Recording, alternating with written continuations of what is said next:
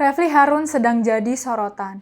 Ini buntut dari tertangkapnya Rizal Afif, tersangka penculikan dan pencabulan sejumlah anak-anak. Rizal juga ternyata pelaku pembakaran rumah mendiang Ustadz Jeffrey Al-Bukhari, juga pelaku penipuan dan pencurian di daerah Depok. Tapi yang membuat netizen mengaitkan Rizal dengan Refly, karena Rizal pernah jadi narasumber podcast Refly. Pada podcast yang dilakukan pada Februari 2022 lalu, Rizal dikenalkan Refly sebagai mantan terpidana teroris. Tema diskusinya tentang jejak Rizal dalam jaringan teroris. Pada podcast itu, Rizal mengaku pernah menjadi bagian dari ISIS, juga terlibat dalam aksi teror dan bom bunuh diri di sekitar Gedung Sarinah pada 2016. Seolah ingin menegaskan keterlibatannya dalam jaringan teroris, Rizal mengklaim pernah dipenjara di lapas Gunung Sindur.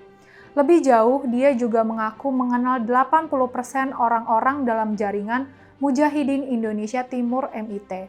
Bahkan mengetahui orang-orang dari Majelis Mujahidin Indonesia yang masuk MIT.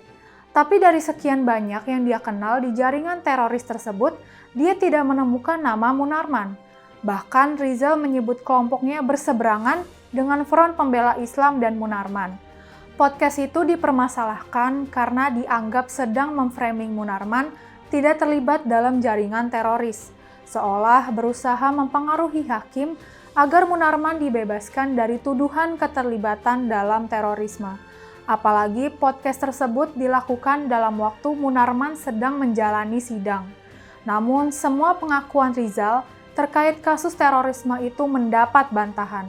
Kepala Lapas Gunung Sindur Mujiarto menyatakan, di Lapas Gunung Sindur tidak terdata nama Rizal Afif sebagai narapidana terorisme. Keterangan Mujiarto diperkuat oleh Direktur Pencegahan Badan Nasional Penanggulangan Terorisme Brigjen Ahmad Nur Wahid. Menurut Ahmad, tidak pernah terdeteksi nama Rizal Afif sebagai narapidana terorisme. Yang bersangkutan hanya ngaku-ngaku saja, ucap Ahmad. Bantahan-bantahan terkait Rizal ini membuat Refly menjadi sorotan. Banyak kalangan yang menganggap Refly ikut men-setting pengakuan bohong Rizal. Bahkan ada kecurigaan Refly membayar Rizal sebesar 7 juta rupiah agar mau mengaku sebagai narapidana terorisme dan pengakuan-pengakuan lainnya. Refly membantah membayar Rizal dan men-setting kebohongan Rizal. Dia hanya memberi uang transport yang besarnya tidak lebih dari 500.000. Refly mengaku mengenal Rizal setelah dikenalkan oleh Dewa Putu Adi, seorang mantan gitaris di Bali. Dia tertarik mewawancarai Rizal setelah diberitahu bahwa Rizal adalah mantan narapidana terorisme dan pernah ditahan di Lapas Gunung Sindur.